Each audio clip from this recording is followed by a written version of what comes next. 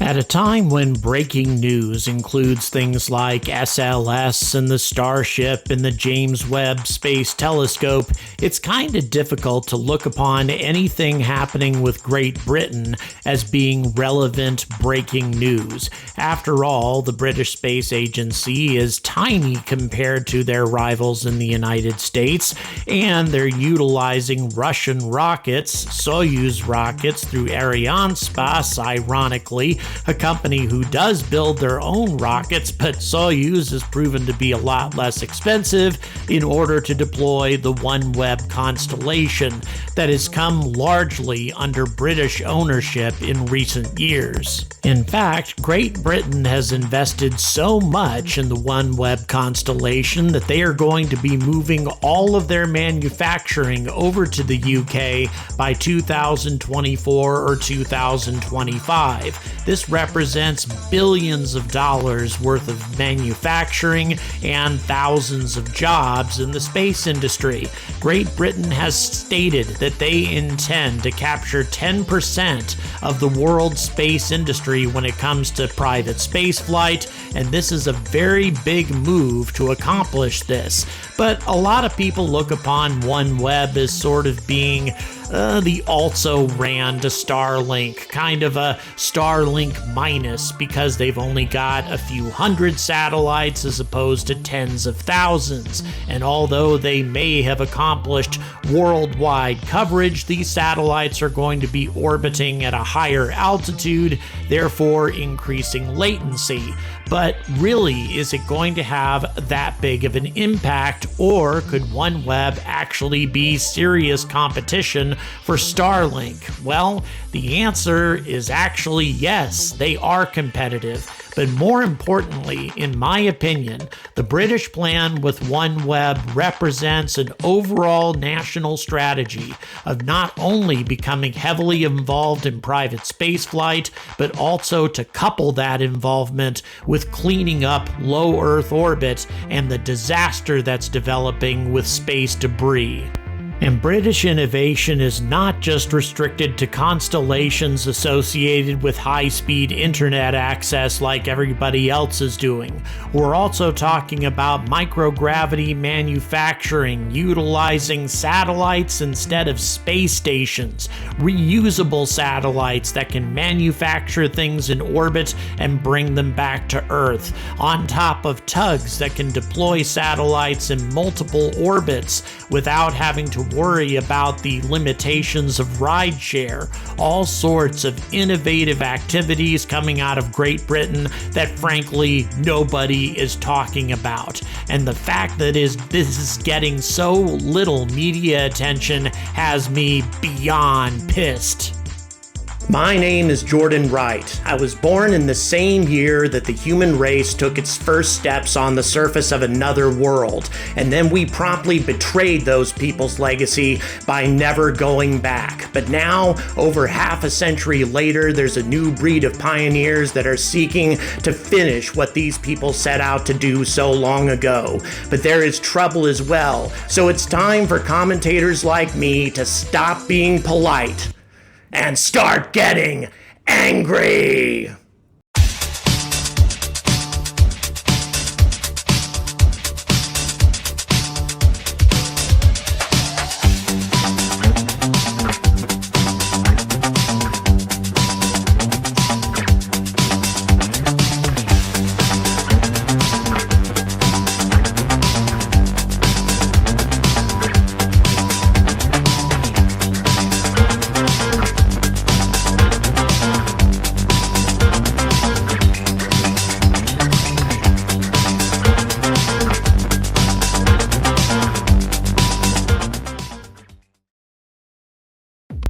Now, at first glance, it would appear that OneWeb couldn't possibly hold a candle to SpaceX and Starlink, just because of the sheer number of satellites involved. OneWeb is going to have 648 satellites at its peak, and that's going to provide worldwide coverage, whereas Starlink is going to have tens of thousands. Why the huge difference? Well, the primary reason is that OneWeb is going to be orbiting at a height of 11 to 1,200 kilometers, allowing each satellite to cover an area about the size of Alaska, whereas SpaceX's satellites will be orbiting around 550 kilometers, about half the distance, and so it will require more satellites in order to cover the same area.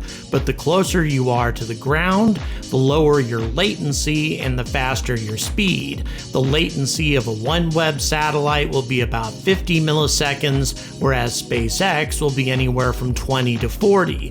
Although tests that have been carried out thus far with both service providers have proven to be nearly identical. But there is another huge difference. OneWeb is not set up to take care of everybody's internet needs, that is to say, every average person with a computer. Instead, their target are major corporations and other internet providers who in turn are going to resell their services to customers like you and me. The reason OneWeb is doing this is because with only 648 satellites, they would get overwhelmed by millions and millions of customers, whereas Starlink with tens of thousands of satellites will be able to handle this.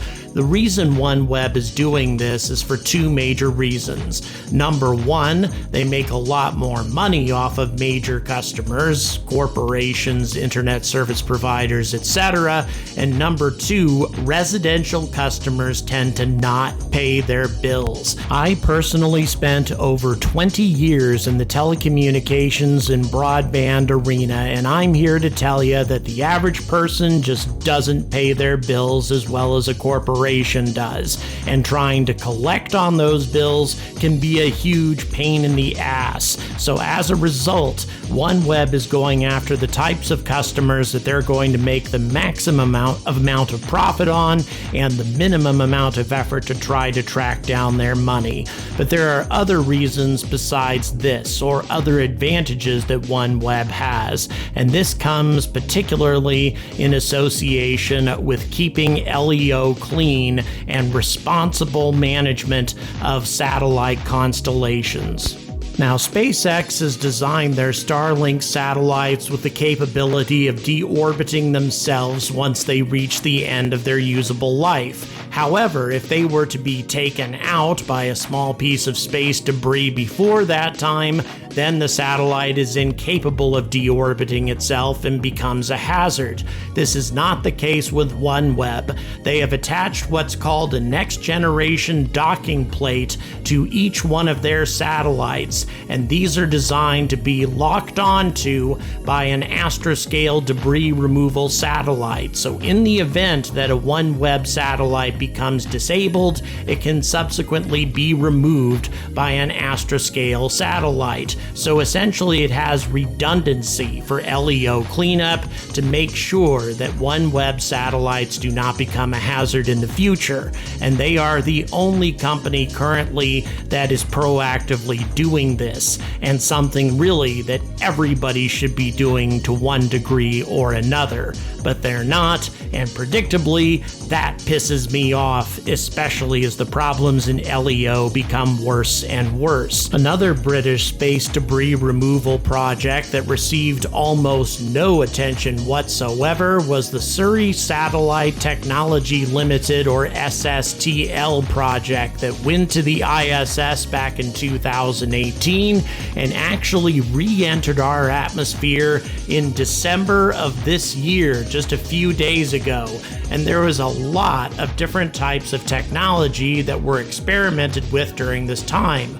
First of all, there was something called the NET experiment in CubeSat that was designed to help mature net capture technology in space. A net was ejected from the ISS when at a distance of 7 meters, and once the net hit the target, deployment masses at the end of the net wrap and entangle the debris, and motor vehicle winches reel in the neck of the net, preventing reopening of the net. The CubeSat is then left to deorbit at an accelerated rate due to the large surface area of the balloon. During the net demonstration, 2 supervision cameras recorded images, which are then downloaded afterwards. Anybody hear about that?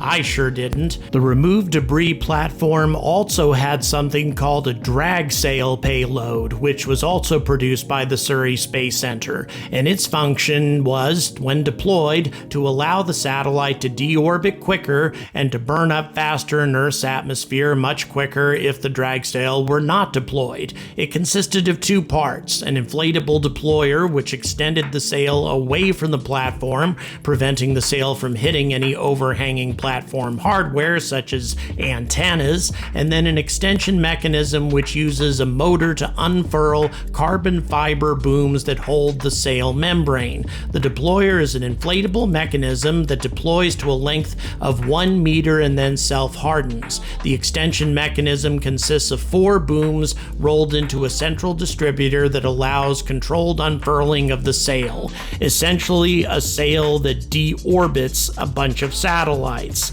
And then, of course, there is the harpoon. Now, the harpoon is a device that could theoretically be deployed on an anti-debris satellite. It extends outward to only a distance of 1.5 meters. However, it can hit a target that's 10 centimeters by 10 centimeters. Something that small would be very difficult to target under normal circumstances, but the harpoon is capable of doing it and then deorbiting the piece of junk in the process. And something even this small would be devastating if it collided with the ISS or some other valuable target. So the harpoon proved itself to be a very effective piece of equipment, as did a lot of other things on this experiment. As a matter of fact, the Surrey Space Center's accomplishments were so impressive that in November of 2019, the consortium won the highly prestigious Sir Arthur C. Clarke Award. Woohoo! Yeah, all right, good job. And what happened next? Nothing. Almost nothing. Aside from some investments from Great Britain and the ESA, which, although were in the millions of dollars, certainly nothing compared to the amount of money that's being invested in massive satellite constellations. This is irresponsible in the extreme, and we are asking for a cataclysm the likes of which the world has never seen in low Earth orbit, and everybody knows what I'm talking about right now, that could bring down our entire communications network in low Earth orbit and put our economy into a free fall. Why the hell are we not taking more aggressive action, given that the technology has been successfully demonstrated and we have the ability, just not the money and the will to solve the problem? And then there's a company called D-Orbit, and even though the name would suggest that it's all about cleaning up low Earth orbit, it actually isn't. Its primary purpose is to act as sort of a space bus to transport small sats from one orbit to another, essentially bypassing the problem that ride shares have. A rideshare mission will tend to go only to the orbit that the primary payload is supposed to go to, so the secondary customers usually get kind of screwed over. However, the D-Orbit space bus, which is also called the Ion, can deploy as many as 20 satellites to different orbits once it's been released from the Falcon 9 fairing, or whatever rocket happens to be carrying the vessel during the rideshare mission. So that means that the customers don't have to be stuck in whatever orbit the rideshare is heading to. They can go to a wide variety of orbits. That is to say, if they're small sats, the Ion can only carry so much of a payload. On top of that, this vehicle also has the ability to deploy deorbiting equipment. And by the way, this is an Italian company, but guess which division of this company was contracted to handle the deorbit/LEO cleanup mission? Perhaps the office in Venezuela? No. What about the office in North Korea? No. How about the office in the United Kingdom? Yes. On September 8th, 2021, it was announced that the UK branch of D-Orbit had signed a €2.1 million contract with the ESA for the development and in-orbit demonstration of a D-Orbit kit. The idea behind this kit is to put a self-contained suite of equipment onto an existing satellite that has been decommissioned. In other words, something that might have been taken out by space junk and was therefore incapable of deorbiting itself. Another possibility for this would simply be to install it on satellites before they even go into orbit in order to have a redundancy when it came to deorbiting satellites in the future, something that would be a great thing to put on all future Starlink satellites. It would add a little bit of expense, certainly, but how much would this expense represent compared to the destruction of virtually everything we have in LEO and our ability to go beyond the confines of our own planet in the future? I mean, come on. It's kind of a no-brainer if you'll excuse the 1990s slang.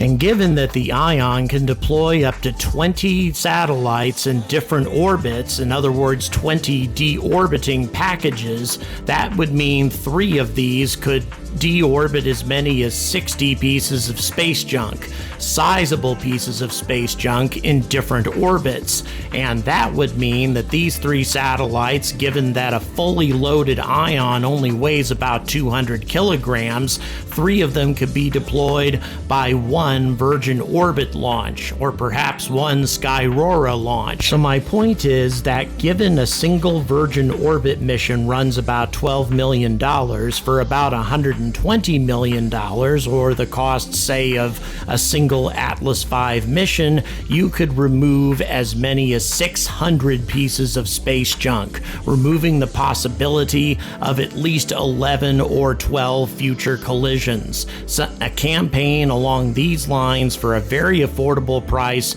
could completely eliminate the problems that we have in LEO if we just had the damn commitment to do it. And the reason why I'm bringing up Virgin Orbit is because they, along with Rocket Lab, are the only ones who have made a commitment with Astroscale to start cleaning up low Earth orbit as rapidly as possible. We need much bigger companies to make this sort of commitment. But now that I've stopped ranting about this particular subject, there's one other thing that the British have embarked on recently, which is both innovative and intriguing, and also beneficial for the future of mankind, and that's microgravity manufacturing and research without a space station. Yeah, you heard that right. As I have mentioned many times in the past, manufacturing in space has lots and lots of unique advantages. For example, without gravity, you don't have certain types of buoyancy, which prevents perfect alloying of metals of different density. That's something you can only get in space. On top of that, you have atmospheric problems. The dense ambient atmosphere of Earth contaminates even the cleanest of processes. Temperature, from cryogenic refrigerators to furnaces, temperature extremes are difficult to create and maintain on Earth. And then as far as vacuum is concerned, at 10 trillion times lower pressure than Earth, it removes contamination and the need for multi-stage pumps. And then weightlessness, almost forgot that one. Microgravity prevents buoyancy, allowing for larger, perfect crystal formation and uniform alloy mixing. And then near zero temperatures, radiators facing cold space can freely produce temperatures close to absolute zero for superconductors and quantum devices. So many different things that you can do in space, and with these guys you can do it on a satellite instead of on a space station. Far less expensive and completely automated and reusable. A device that can return to Earth safely, either splashing down in the ocean or even returning to dry land. Here's how the process works. Step 1, you launch in a variety of different commercial rockets, deploy the satellite solar panels which provide the energy for either manufacturing or experimentation, return to Earth, re-entering the atmosphere with a heat shield more than capable of providing adequate protection, land either splashing down, as I said before, or a parafoil drop on dry ground, and then finally refurbish the satellite, removing the manufactured products, and launch it all over again.